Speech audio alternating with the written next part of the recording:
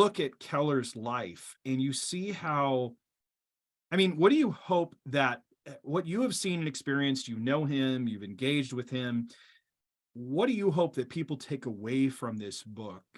And why do you think people should get this book? What would it do to help them? So all of us have examples. I'm using an example here, all that we've learned from. And what I want people to be able to do is to see how the Lord builds their lives like a mighty oak tree. The core is Christ himself. It's the gospel. It's God's word. But over the course of our lives, whether we're a pastor, a professor, a parent, or whoever else, we grow over time. And what we want to do is grow in a way that's consistent, that's healthy, that's sturdy. We don't want to grow in a way that sort of sprouts up.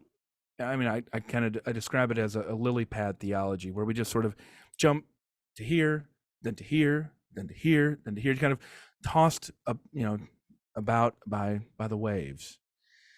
And I just think Tim's a good example of how to do that. Of simultaneously, I think this is actually a way that many of us would want to be remembered.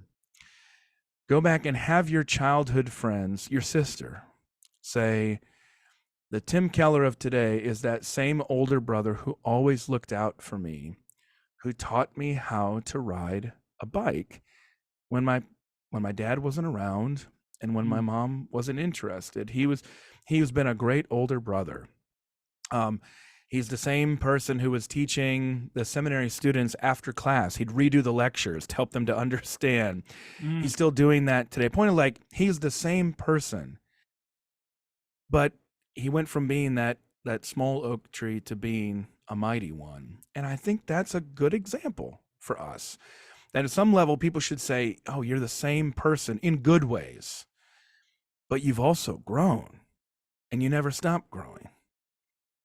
That's what I'm hoping people get out of the book. Well, even when you talk about that, you mentioned how he is walking down the streets of Manhattan reading a book and no one knows who he is. Yeah. I mean, this is a guy that has impacted millions of people around the world. And I'm not exaggerating in saying that. Yeah. He's still, though, he never seemed to get a big head. Yeah. Well, I think that's also because of it's the same point that I'm trying to make. It's about the beginning. People did not treat him like he was special. And so in one sense, he doesn't feel like he's special in a very human way. It's sort of like he's still that wallflower at Gordon Conwell doing kitchen duty, reading a book with an apron on over in the corner. That's just who he is. At the same time, he's also somebody who's been saved by grace and grace alone. So, I mean, we plainly see from the Apostle Paul, it's so that we don't boast. So if it's all by grace, and in one sense, you're just kind of that nerdy tall guy who likes to read books that everybody overlooks, that's just kind of that it fits together in getting an accurate or just a realistic human portrait of someone. I hope that's what people see. They see Tim not only as a good example, but also just as a person who's got strengths and weaknesses as well.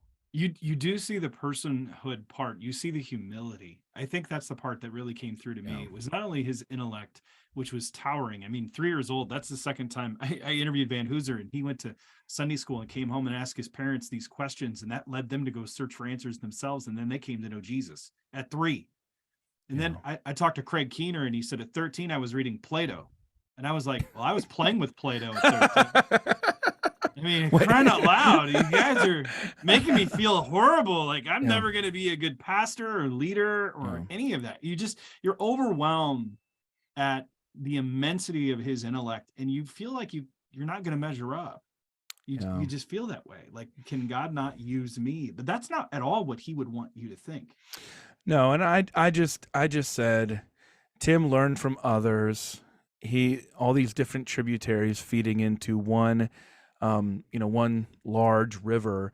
Don't turn Tim himself into the river.